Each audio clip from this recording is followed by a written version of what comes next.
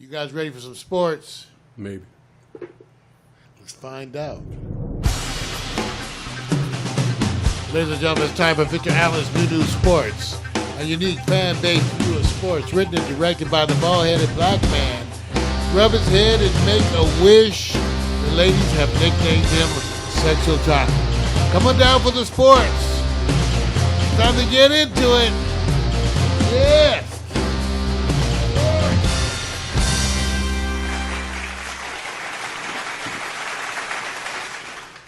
You know, after you actually talked about your Uruguay getaway, that's probably the most interesting story of this whole show this morning. I'm Think sorry. so? The Uruguay getaway I haven't done yet. Yes. The reason why is because will you be going solo? Well, I was looking at the Uruguay women. Okay, I'm gonna leave that one alone. I might have to go over there and speak a little Spanish. Okay. See, this is what I'm saying. This is not sports yet, you guys. It's about to be sports. Never know what I might come home with. If you guys want to check out what I'm talking about, he didn't know it's coming, but I know it's coming. That's why I sat there and said, he's planning to go to Uruguay. And I said, you do know what that means, right? See, that's what I'm saying. I do. That's why I'm leaving it alone right now. Gotta speak Spanish. Right. All right, man. Hey, this is it. Weekend what, man? I'm not going to cover everything through because I'm going to go with the one because I have to go local base first before you go anywhere else. But before I do, let me just say this. For those of you who are waiting for the Ryder Cup follow-up, the ass got spanked. USA got spanked. That's enough said. You guys go find your other follow-ups there. They're showing kicks of Phil Mickelson doing some stuff over somebody's head, hitting the cup. So whatever that is to you guys, you got it. Now, the golf is over for me. LeBron's debut. Did you watch any of it, man? No. Wow. No, Okay. I didn't watch any of it. All right. So let me, because it's a big deal. It was preseason, right? It's preseason, and I'm gonna start off here because the first thing that happens is the players who are gonna be the players. This is a new team. No one cares about the outcome of the game. They just care about seeing what has been implemented. And some of the same old issues may be there when it comes to getting to know each other. And then, of course, playing defense and hustling. Hustle, and then, of course, extra hustle. I'm just going to give you the report card on James, or let's just say, who impacted him first. And I'm going to read something real quick. He said, it was great to get back on the floor and start a new journey for myself. James said after the Lakers' 124-107 loss was over, after it was over, of course. Ingram, not for the 4-time MVP and 3-time champion who filled up the stat sheet in the first half as the third-year forward put up 13 points, 4 rebounds, 2 steals, to James' 9 points, 3 assists, and 3 rebounds. Now, of course, James only played the first quarter and part of the second. But the person that got him was Ingram. He says, I find rhythm with anybody who's very energetic offensively. And that's a guy who moves without the ball. I think he sent a message to the rest of his players. In other words, I watched the game. Ingram is no joke. He's real. Off the ball, on the ball. When he gets the ball, you literally know that, this is going to be an easy 2. Because he's not just launching threes. So if I had to come away from this, the people that you're going to see that I believe will have an impact, you already know Rajon Rondo is going to do his thing. Kyle Kuzma makes an impact already. He broke franchise records, or he's in the list of franchise records for how well his proficiency was in three-point shooting. So you got 2 players. Everybody else is still trying to play catch-up. It's just game 1. 124-107. Not a big deal. Now, let's get to this. And I said this before before we broke for the summer season. They won 35 games this year. So let me just try to figure this out. Plus minus margin. LeBron. How many games, along with the other players that's added to the team, will the Lakers be rewarded with? Plus 10 games over last year? Plus 15? Plus 20? If you just had to go without nothing else, Mark, They won 35, and they got all the new players. How many more games will it be to the Lakers' advantage? Because I'm never really, Vic, aware of how many games there are in the season. I feel more comfortable in saying that they're going to be a contender. How's that? I mean, in other words, they're going to be a contender. Right. And I think the degree to which they're going to contend is the part that we're going to be discussing. Whether or not they're going to be a better contender than, say, Houston. So I think in looking at it that way, at least the Lakers, just with the addition of LeBron to what they already have, are at least, to me, the number 3, arguably the number 3 team in the West. So, okay. So what you're saying is that, Golden State and Houston are going to be 1-2. Well, I'm saying Golden State is going to be 1. Right. Houston? I don't know. It's up in the air for Houston. Okay. Yeah. To me. Because in other words, we may see some things that we don't expect out of some of the other teams. Well, yeah. Utah's going to be Utah. Denver played their regular players. That's why they won last night. I mean, their whole team. That's why I'm not they so won sure last about night because, the 2. Yeah. So I'm really not sure about the 2. Because they lost some defense. Houston. Okay. It may be Houston, but it may be Houston battling with the Lakers for 3. Okay, and let me ask this, because there's a lot of Carmelo fans. So once they lost Ariza, they lost some defense, but gained Carmelo. I'm not sure if everybody's saying that the team is better. I think they've changed. So Houston may be or may not be, well, let's just say this. We'll wait to see the Carmelo effect as it pertains to, and they lost, I think, is it Mba Mute, who plays defensive as well. So there's some defensive power they've lost on their team. I'm with you, Vic. I think Houston is different, not so much better. Right. And that is part of the whole reason why I see the Lakers competing with them. Right. You know, maybe the Lakers are the number 2 team in the West. Yeah. Hey, they are. I don't know. I need to see that kind of play. Right. But I am excited, too, with some of the talk about how they're approaching with players playing at different positions at different times as the way to throw things differently at Golden State. And I think they're going to be able to do some of that. At least I'm excited to see it effectively. So we'll see. I have to get used to the part that you have so many new players on the Lakers. Because you have to get used to the floor. You look at JaVale McGee. Yeah, he's good. I mean, you see what he's doing. You understand it. You look at other players, of course, and say, okay, will you get used to this? Will they be different in your eyes? Because I truly believe there are some players who got criticism when they were on other teams. So do you change your outlook because they're on the Lakers? And LeBron being the only superstar, he had what they call a plus 50 game accumulation last year by going to the title. And he did that with Kevin Love, which means he had not only Kevin may not be a superstar, but he's star enough. Right now, all they have is LeBron. So I'm going to go out because Denver won 48 games last year, and they got the same players.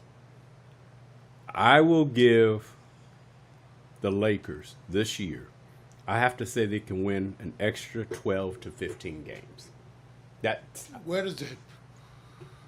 do you rank them in the West? Okay, with everybody being healthy now. I'm not dealing with all these teams. We gotta assume that. I truly believe people are more optimistic.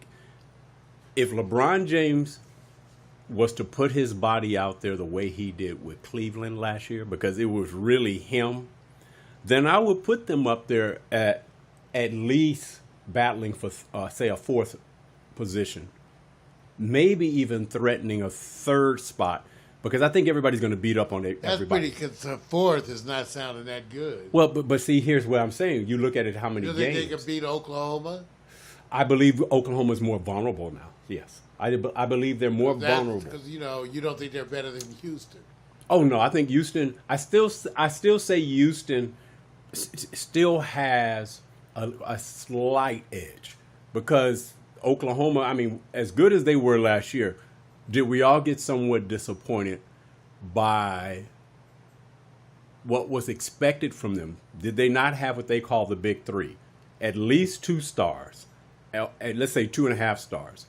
And I believe they got knocked out in the first round. So I'm not saying that they won't be better this year. I just think there were some glaring weaknesses on the team. And I call it the same too. You need a year to have a new team come together. It's virtually impossible to bring a whole bunch of new players together and knock it off on the first year, because you need a lot of young legs that's going to hustle behind you. And most veterans don't hustle that. I'm not saying they don't hustle. They just don't do it all out. So I'm looking at LeBron James this year. Do you think LeBron's going to sit back and play as hard as he did, the way he did with Cleveland last year? Because I truly believe he's going to go. Do you know how much output I had to put out for that? And I think he's going to feel rejuvenated and come with it. That, to me, he could do it, but he shouldn't have to because of the players that's going to be around him. He's going to have a lot of young legs that may be on the bench.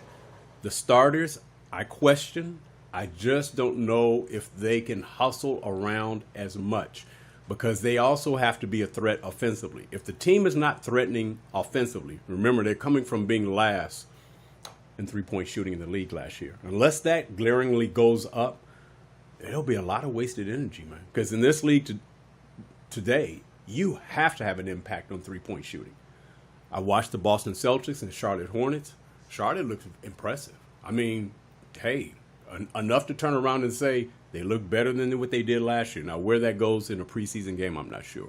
So I'm just going 12 to 15 games markup. So if they go from 35, I can give the Lakers, they'll be threatening that 50-game threshold if everybody stays healthy. That's just my look on it, man. So I'm just going to say be happy about Ingram and Kuzma. They are. I'm happy. I'm an official Laker fan this year. Right. Victor will tell you I have not been in previous years.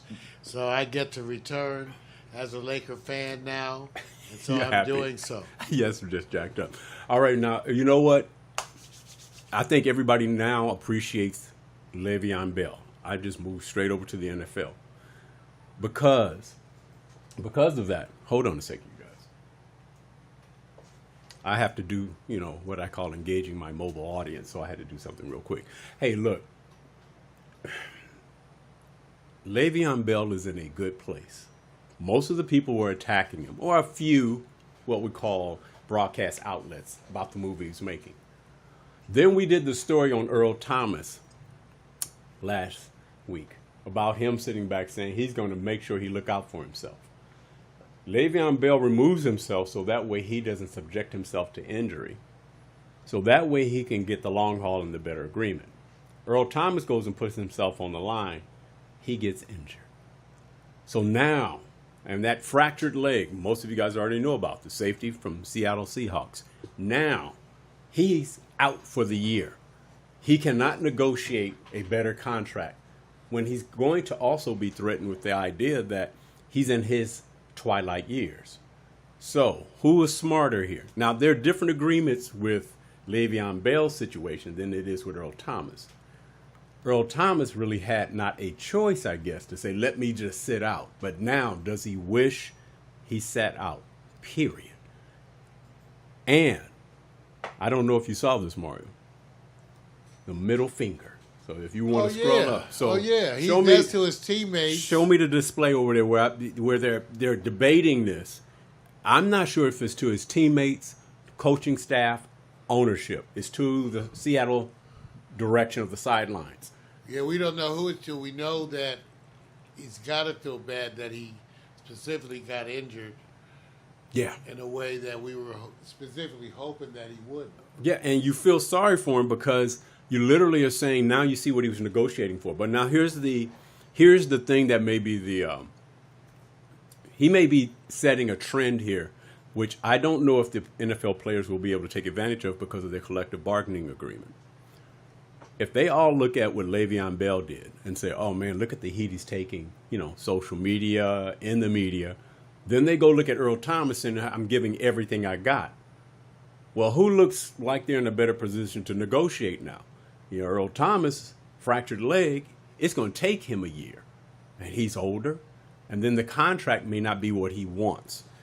Le'Veon Bell. So isn't this one of those situations where you got players now going to go look at Earl Thomas and go, whoa, man.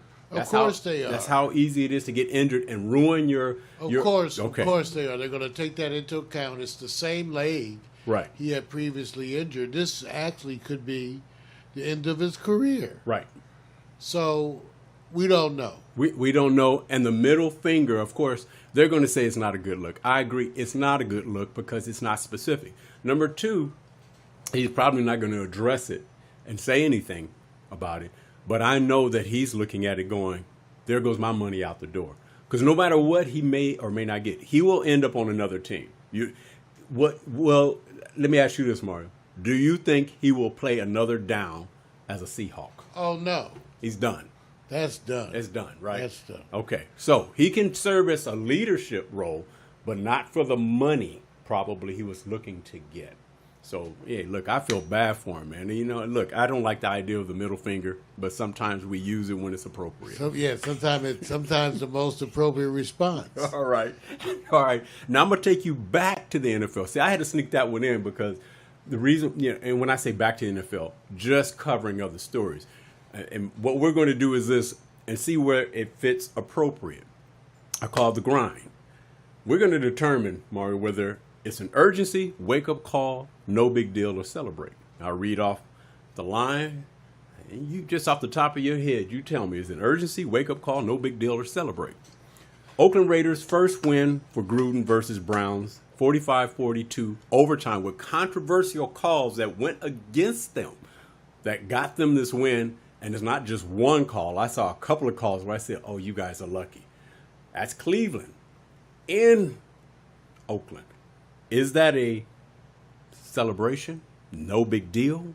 Wake-up call because it was so close, they lost only because of some controversial calls? Or urgency because they got to play better? No urgency. They're in a bad space right now. It's certainly not a reason, not something you could say no big deal. Right. I don't think it's a wake-up call only because they're aware and have been aware of where the situation is. So right. There they go. It's one of those things where you say they are who we thought they were, right? So it appears. Yeah, right. All right. Take you to the next one. Pittsburgh Steelers bell-less loss versus Ravens, 26-24. They're now 1-2-1. Urgency, wake-up call, no big deal. We just remove celebrate. Celebrate may be for the Ravens. Yeah, urgency again. They seek to define their season. That's what this is really coming down to. Right. Whether or not they're going to be contending in any kind of realistic way this season. Right. So it's up in the air. Now, you do know the Cincinnati Bengals are the big dogs in their division, right? Which, wait a minute. Why not thinking much of the whole division? Right. Wait a minute. But Cincinnati always has a history. Well, not always. Not hating on you, Cincinnati. But everybody waits for the playoffs to see what you're going to do. That's why. All right, not a big deal. Let's go to the next. All right. Titans defeat Eagles 26-23. That's Wentz now at quarterback. After defeating Jacksonville, the great defense, the previous week, 9-6. How come we're not talking about Tennessee? Well, because no one really believes it. No, I don't believe it either. I don't believe they're as good as their record. Oh, my God. But I'm going to say let's celebrate. Okay. I mean, to celebrate limited way because you need to continue this. Right. And I'm not sure you can, but let's say. Because it is what it is. Like Vic said, you have the numbers. I just think that we're just not believers. You're fearing what everybody's saying. It's too early in the season. Yeah, I'm just not a believer. Right. I like Mariota a lot. Protect him, and let's see if he can last. Right. And, of course, I think the part is this. I think Tennessee proved one thing. He says, look, we got a defense too. That's what they proved against Jacksonville. But somebody may say, well, they don't have much of an offense. Then if they come and play with Wentz, against Wentz with the Eagles, they're going to say, hey, we can score a little bit too. Then they're going to say, well, they're having Super Bowl hangover. Wait till they get later in the season. So there's room to pause it. But I'm gonna give props where props is due. Look, if fearing that Tennessee doesn't run into injuries and Mariota can go out this whole season, I think Tennessee's better than people giving them credit, because it's hard to deliver when your quarterback the last couple of seasons has been fighting against injuries. And maybe we're seeing the true Mariota at this time. Just give him the benefit of the doubt, man. All right, this is the one. You know, if you're in New York, you're going to love this one. New York Giants, Saquon Barkley, and Odell Beckham. Hypeless, because all the hype was them preseason. The number one running back and number one receiver. And when I say that, I don't mean number one over Gurley, over Le'Veon Bell, but as what they call the 1-2 punch. Lost to the Saints. They're now 1-3. Now, just say this. Is it the coach? Is it Eli? Is it the offensive line that cannot protect Eli? There's got to be somewhere where you point the energy somewhere. Now, I can't blame Saquon Barkley because it's first year. Odell Beckham is who he is. He says, give me the ball. Eli Manning is not a scrambler. And everybody knows if you get to him, guess what? You disrupt him. And then the coach has to sit there and say, my offensive line, they're not doing the job they're supposed to be doing. At this point right now, I'm going to ask you a different question, Mark. Will this team play 500 ball for the remaining season? 8 wins, 8 losses with Beckham and Saquon. I don't know. Is that urgency? You know, yeah, their urgency also. You know, Saquon looks good. Okay. We are sure from what we see that Odell Beckham can deliver. The other variables are kind of rough. Yes. And so once again, they don't appear at this point in time to have the talent. They have a lot of weak spots on the team. Offensively, let me just say this, because Mario's being nice right now. They're the bottom of the division. Yes. And that's where they belong. In a division now that's not as strong, because Philadelphia is 2-2. Dallas now is up there because of their recent win. And now you have Washington, who's playing about. They're almost all even, so there's no clear favorite. And all of them way better, it appears, than the Giants. Right, which means that while these other teams are still struggling to, get up to par, the Giants have a chance. They're 1-3, but if they go to 1-4, see, at the point where you sit there and say this, can a 500 team make it to the playoffs? Isn't that all dependent upon the division and beating themselves up? Will a 9-7 team win this division? No. I think the Eagles are going to be better, no matter what. So here's my thing. Who's the one that's going to lead them out of the promised land into, I guess, the promised land? Will it be Eli? Or will it be shockingly Saquon Barkley? Or will the coach make adjustments? Or will they just be the same? Wow, that's a hard one, Vic. Yeah, I'm just saying. Something has to change for them to turn the corner. And New York, I'm not sure how they're feeling about Eli when they know that their offensive line is like what Aaron Rodgers can go through. A few seasons ago, if nobody's protecting him, he's going down. That's fresh meat, man. That's easy. Okay, let me ask you this. One more, just going out. A healthy Aaron Rodgers on the team called the Giants with nobody else but him replacing Eli. How many games would they win this year? They'd have the same problems. You don't think that? So it would be. You're saying their quarterbacks would equalize each other? No, I'm just saying it wouldn't. He would get beat up, and so that wouldn't solve the problem. Right. Okay. I got you, because I think beat up is beat up. I think you get beat up. Beat up is beat up. Okay. All right. Time to take you guys over to a place where, for all of you guys who are in BattleTech, there was a recent round of 16 where the favorite got his ass put down. Now, I'm going to show you something here. From last season, the number 1 and 2 championship run was between Tombstone, who you see flipping that blade in the red, and Bronco, who just jettisons you. When you get near him, he just tosses you way out. So here's the problem. In the round of 16 recently, both of them got upset in their first round appearances. So the two that everybody was waiting for to meet up are now gone, which leaves that there's 2 formidable players, one who won the championship, I think, 2 years ago, Bike Force. Bite Force is like a lowrider with small little wheels. I mean, there's no space in between the ground. And when you look at him or it, you literally go, what's his power? The power is the lower you are to the ground, the harder it is for them to lift you. So he stays low. And so what you see here with, say, Tombstone, one of the things that goes against Tombstone, the blade is off the ground enough that if it hits something, it launches him. And so he lost, or Tombstone lost, because his chain broke. Bronco found out that the trick with the younger people in BattleBots is speed.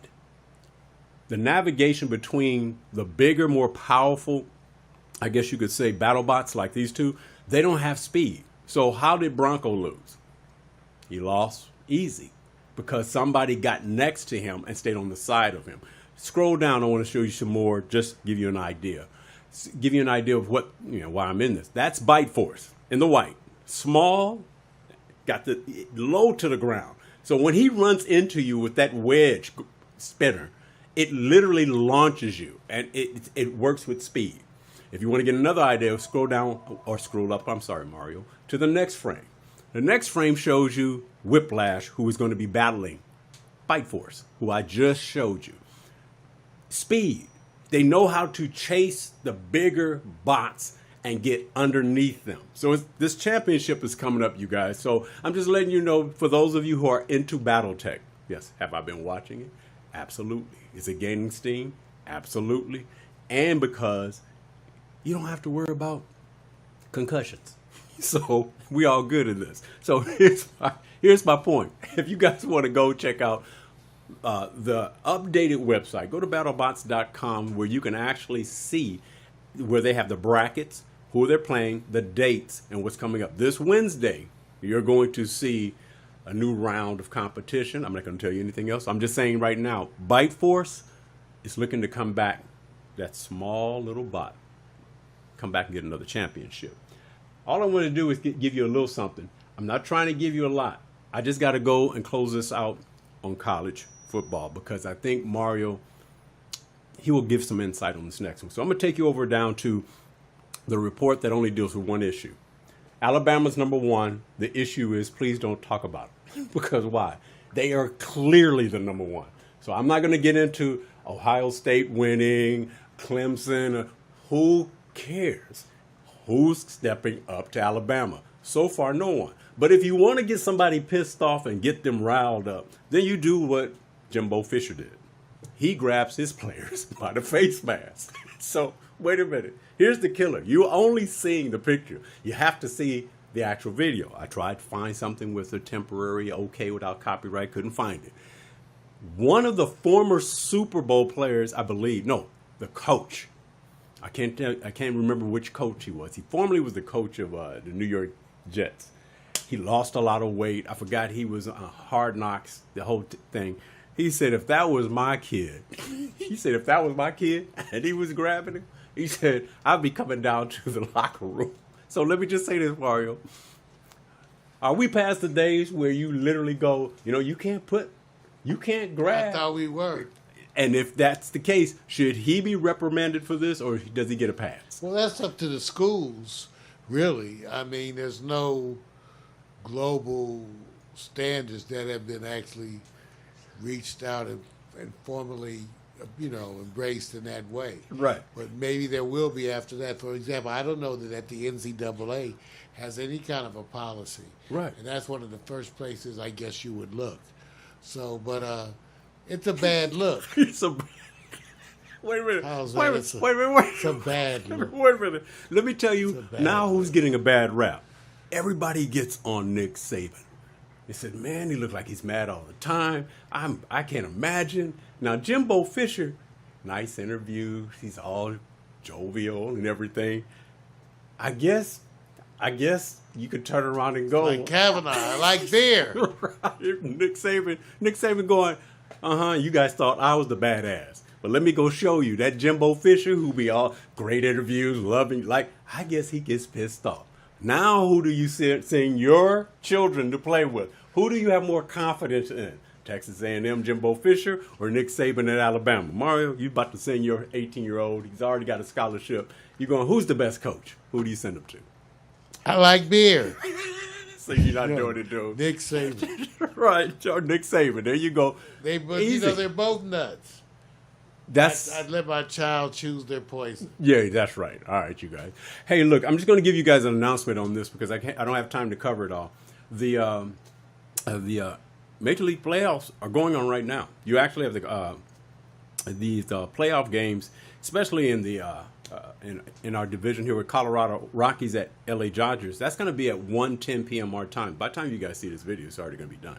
Milwaukee Brewers at Chicago Cubs, they're already playing. They started about an hour and a half ago.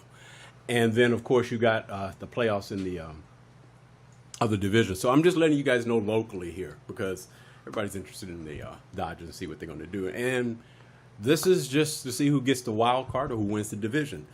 Both teams, whichever teams lose, they battle for the wild card itself. Those who win, they win their division. So it's like the playoffs before the playoffs, you guys. So hope, we'll see who's the badass. Right now, I say Milwaukee Brewers are the hot streak. Watch them as they go through this. Chicago's got the best record of course, in the divisions. But watch Milwaukee. They're pretty stout. I'm out, man. New Sports.